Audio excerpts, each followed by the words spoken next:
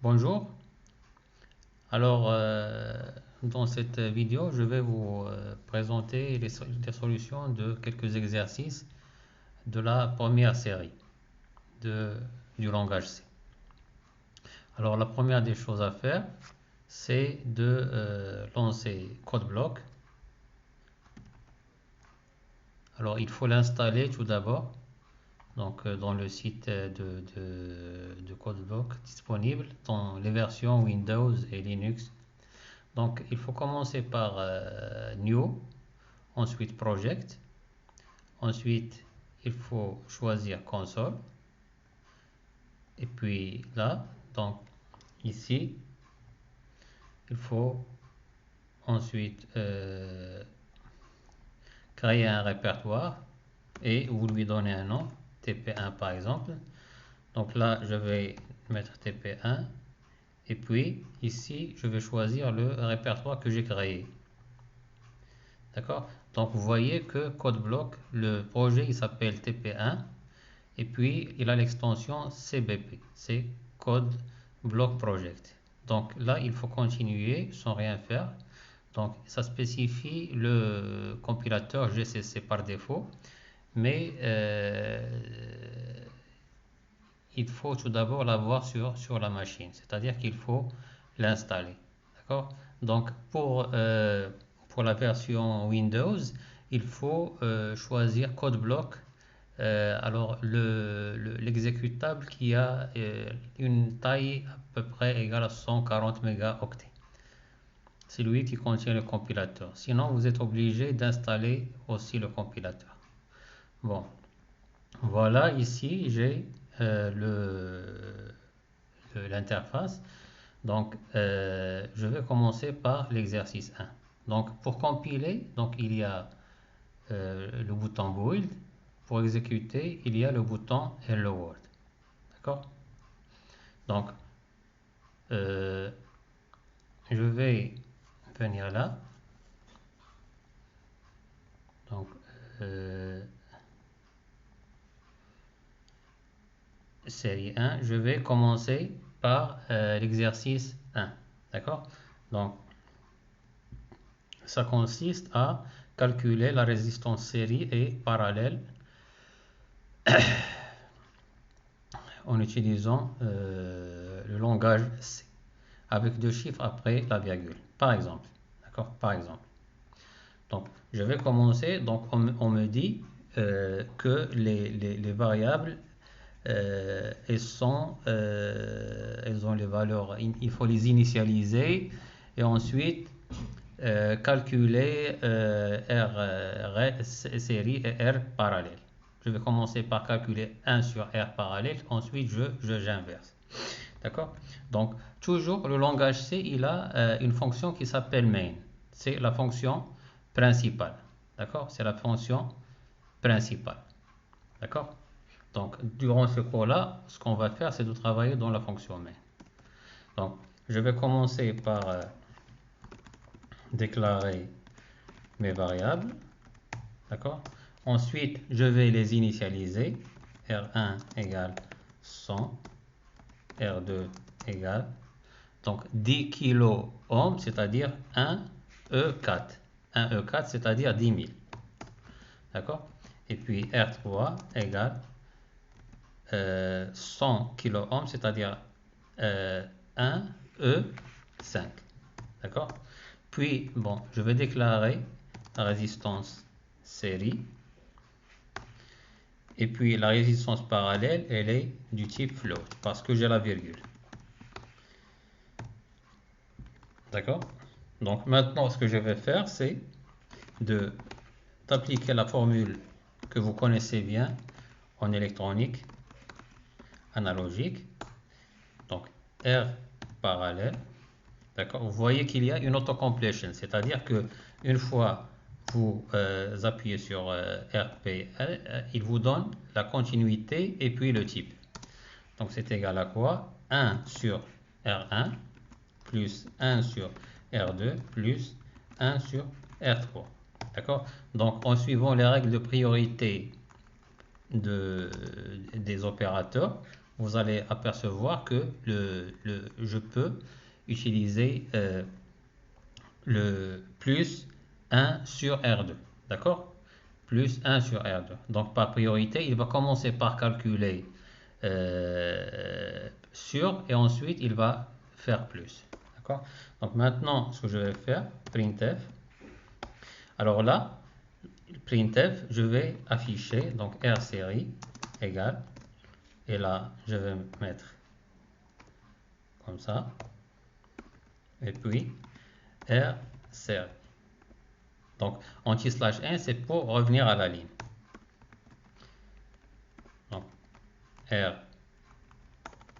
par, il est du type float. D'accord? Donc là il y a un petit problème, c'est que il faut s'assurer du type des variables. Donc j'ai R1 qui est entier, mais R par il est qui n'est pas entier. Donc ce que je vais faire ce qu'on appelle un casting. Je vais faire float comme ça, et puis là je vais faire comme ça. D'accord? Aussi ici je vais fixer le nombre de chiffres après la virgule. Comme ça. Là, pardon, c'est R par.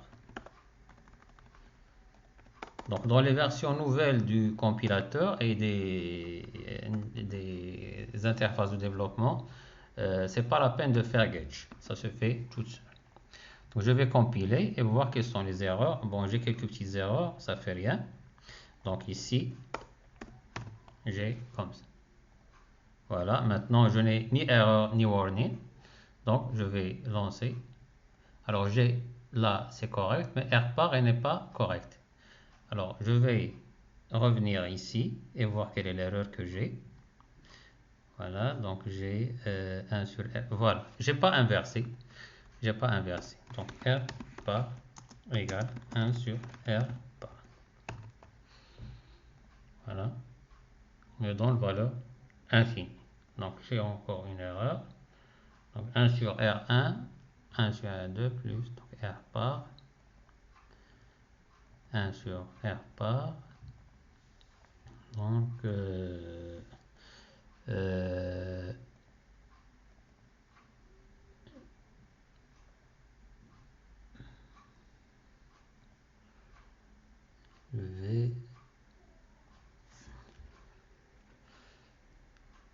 je vais faire comme ça.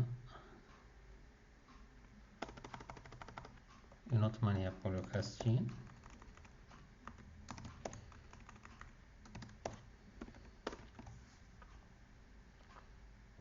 Voilà, maintenant ça marche. D'accord?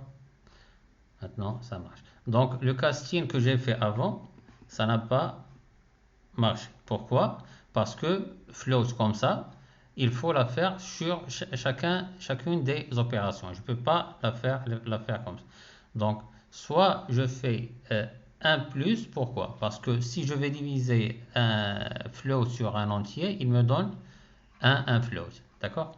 Donc, je vais faire ça. Comme ça. D'accord? Et ça marche. Voilà, donc ça, c'est pour le premier exercice. Maintenant, on va passer au même exercice, mais en saisissant avec scanf, avec printf scanf. Donc, je vais enlever ça maintenant. Et puis, je vais taper entrée les valeurs des résistances. /1 scanf, comme ça. Alors, /R1 et commercial R2 et commercial R3.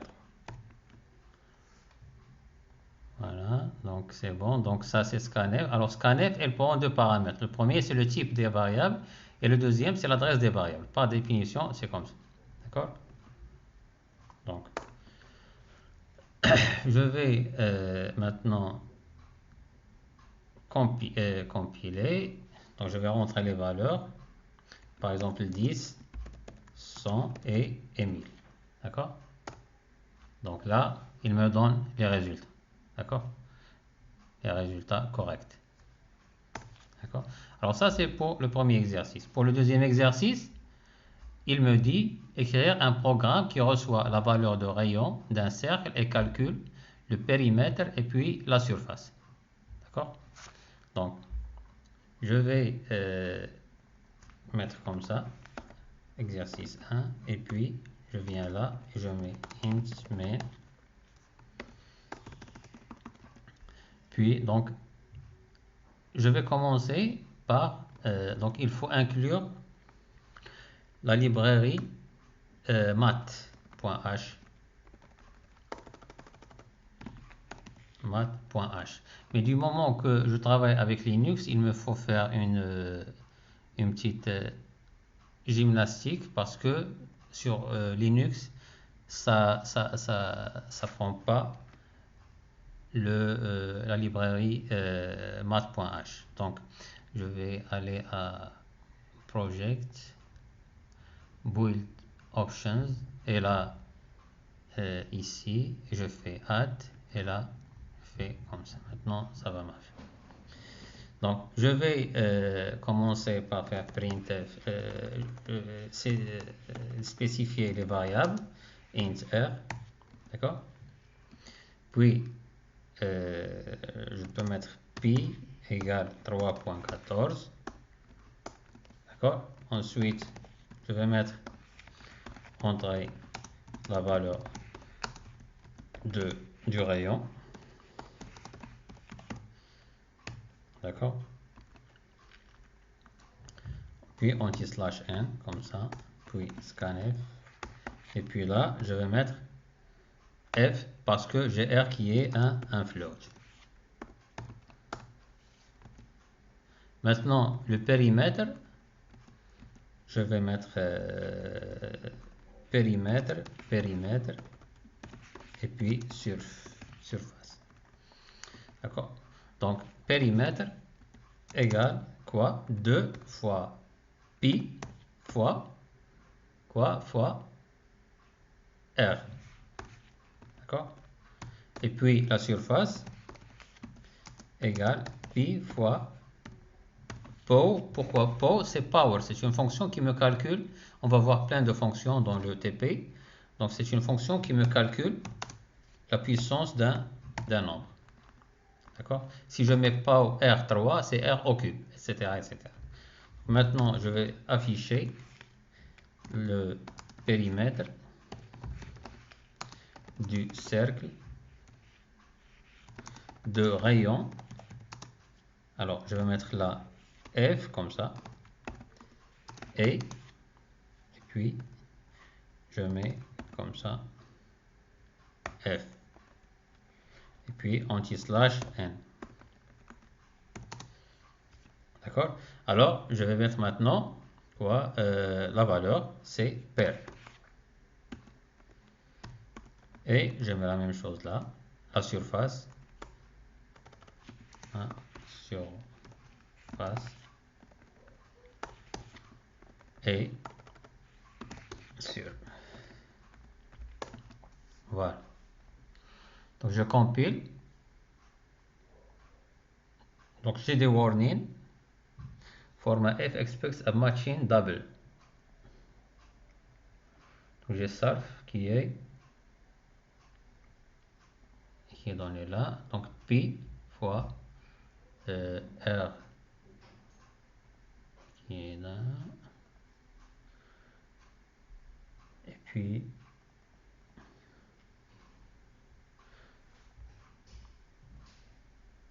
donc, voilà. Donc là, il me faut rajouter R. Comme ça. Parce que j'ai deux choses à afficher. Donc ici, il me dit control list end of non-void. Donc là, je vais ajouter return 0. Voilà. Donc, je vais rentrer un rayon, 2 par exemple. Il me calcule. Le périmètre du cercle de rayon 2 est 12.56. et la surface est 12,56.